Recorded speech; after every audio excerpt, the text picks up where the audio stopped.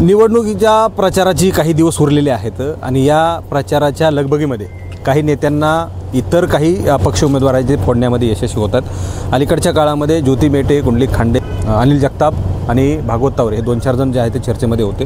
प्रस्थापितांच्या विरोधामध्ये नव्यानं काय करता येईल यासाठीची यांनी जे आहे ते फार आखणी केली होती आणि त्याच अनुषंगाने पुढच्या काही दिवसांमध्ये प्रचाराच्या तोफा थंडावतील आणि या सगळ्या परिस्थितीमध्ये काय आपल्या पारड्यामध्ये पाडून घेता येते यासाठीचे प्रयत्न केले। आज कुंडलिक खांडे यांच्याकडे जे आहे ते जय शिवसंग्राम बरोबर ना जय शिवसंग्राम आणि इकडं पॅन्थरचे जे आहेत ते जिल्हाध्यक्ष यांनी प्रवेश केला, त्यांना पाठिंबा दिलेला आहे। काय नेमकी परिस्थिती होती आणि कसं त्यांना हे शक्य झालं, तुम्हाला शिवसंग्राम दुसरी जे आहे ते फोडण्यामध्ये किंवा मग सोबत घेण्यामध्ये यश आलेलं आहे, कसं हे सगळं केलं आहे तुम्ही? स्वर्गीयवासी विनायकराव मेटे साहेब यांचे बंधू सध्या जय शिवसंग्राम संघटनेचे संस्थापक अध्यक्ष आहेत रामहरी भैया मेटे यांनी आज मला विधानसभेसाठी जाहीर पाठिंबा दिला।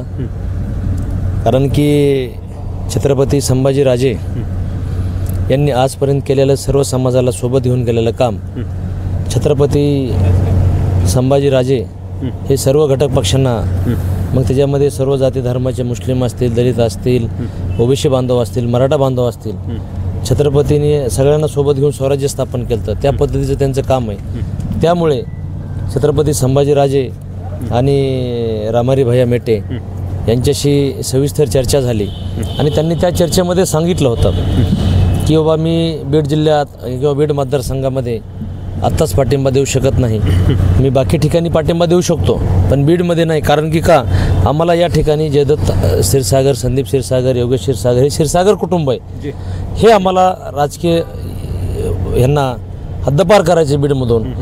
त्यामुळे हे जे 3 उमेदवार आहेत, 2 अपक्ष आणि 1 छत्रपती संभाजीराजे यांच्या पक्षाकडनं, तर या 3 उमेदवारांमध्ये जो उमेदवार शेवटच्या 4-8 दिवसात आमच्या लक्षात येईल, कोण उमेदवार सक्षम आहे, कोण उमेदवार सर्व यंत्रणेचे आहे, कोण जनतेच्या मनात उमेदवार आहे हे पाहू आणि मगच आम्ही त्यांना पाठिंबा देऊ असं त्यांनी सांगितलं होतं। तशी तर त्यांची एक 8-15 दिवसापूर्वी 4 तारखेच्या नंतर उमेदवारी फायनल झाल्याच बैठक झाली होती, परंतु मग त्यांनी सर्वे केला, त्यांच्या कार्यकर्त्यासोबत चर्चा केली आणि त्यांनी ठरवलं की आता ही थांबायची वेळ नाही।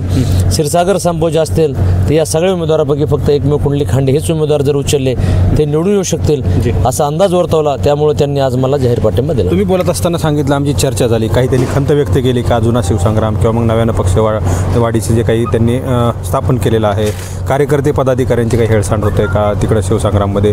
ज्योती मेटेंनी तिकडं प्रवेश केला राष्ट्रवादी काँग्रेस पार्टीमध्ये, आता अपक्ष निवडणूक लढत आहेत, शिवसंग्रामचं चिन्ह कुठं आहे, ते कार्यकर्ते कुठे आहेत, असं काही बोलून दाखवलं, काय सांगितलं? नाही, हे बघा मी त्यांना अगोदरच सांगितलं होतं आपण राजकीय संभाषण करू परंतु वैयक्तिक टीका टिप्पणी कोणावर नको, हे मी आधीच त्यांना सांगितलं। कोणाला?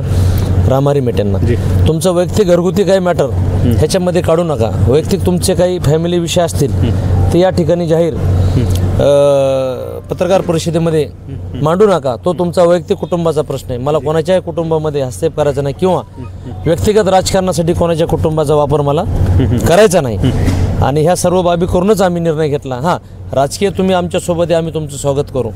त्यामुळे आता विषय काय झाला आहे, शिवसंग्राममध्ये ज्योतिताईंनी राष्ट्रवादीत प्रवेश केला आहे, ठीक आहे, भविष्यात त्यांना काही तिथून महामंडळाची एखादी संधी मिळेल, एमएलसी मिळेल, परंतु शिवसंग्रामच्या कार्यकर्त्याला आता पवारसाहेबांच्या दारात जाऊन उभा राहिल्याशिवाय पर्याय राहिला नाही, कारण त्यांनी घटक पक्ष म्हणून गेले नाही, त्यांनी प्रवेश केला।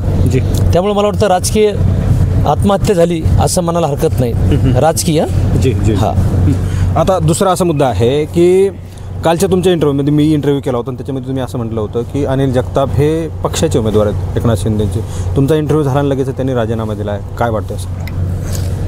नाही, एक सांगतो ते सगळं नाटक आहे। आता राजीनामा दिल्यानंतर पक्षाने हकलपट्टी करायची ना, त्यांना गावगाव कोणी बी लागलं विचारायला, तुम्ही डमी उमेदवार आहेत, तुम्हाला एकनाथ शिंदे साहेबांनीच उमेदवार उभा केलं आहे, तुम्हाला अजित पवार धनंजय मुंडेंनीच उभा केलं आहे, मग त्यांना वाटलं हे कुठंतरी थांबल आपण राजीनामा दिल्यावर, पण पब्लिक हुशार आहे। तुम्ही जरी काय, आता मला सांगा, माझी नुसती क्लिप व्हायला झाली की मला पक्षातून कारवाई, हे तर धडधड त्यांच्या विरोधात उभा राहिलेत ना, राजीनामा बी दिलाय, मग पक्षाला अडचण काय ह्यांना काढून टाकायला? सरळ सरळ सांगा ना तुम्ही, हे नाटकच नाही तर काय? म्हणजे नेमकं काय, हे कोणाचं नाटक आहे, पक्षाचं आहे की जगतापांचं आहे? दोघांचं बी म्हणजे ठरवून आहे सगळं, ठरवून आहे सगळं। कोणाला पाडण्यासाठी म्हणजे इथं एकमेव उमेदवार मीच आहे ना, त्यांना माहितीचा उमेदवार निवडून आणायचं इथं मराठा बांधवामध्ये, मराठा मतदारसंघ मतामध्ये विभाजन करून हे त्यांनी षडयंत्र रचले. याच ठिकाणी अनेक ठिकाणी असं केलं भाजपने. आज तुमच्यासोबत 2 ताकदी म्हणजे इकडं शिवसंग्राम आहेत तुमच्या पक्षाचे, नितीन सोनवणेनं तुम्ही सोबत घेतला, आज नेमकं काय कारण होतं? नाही, नितीन सोनवणे हे माझे पहिल्यापासूनचे जवळचे मित्र आहेत आणि त्यांचे नेते आहेत दीपकभाई केदार.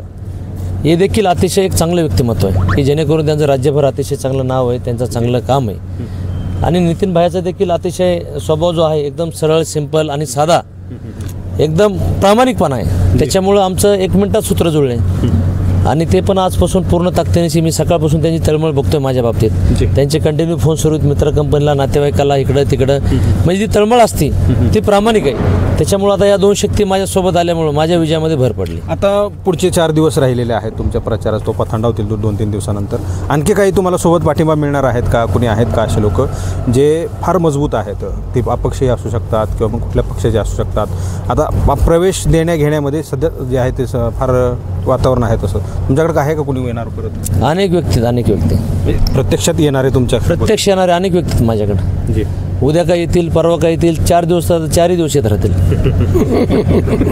कुंडलिक कांडे यांच्याकडे कोण येणार आहे? म्हणजे मी सांगितलं सुरुवातीला की सगळी परिस्थिती अशी आहे की 4 दिवस प्रचाराचे दिवस राहिलेले आहेत आणि या दिवसामध्ये बऱ्याचशा काही घडामोडी घडत असतात.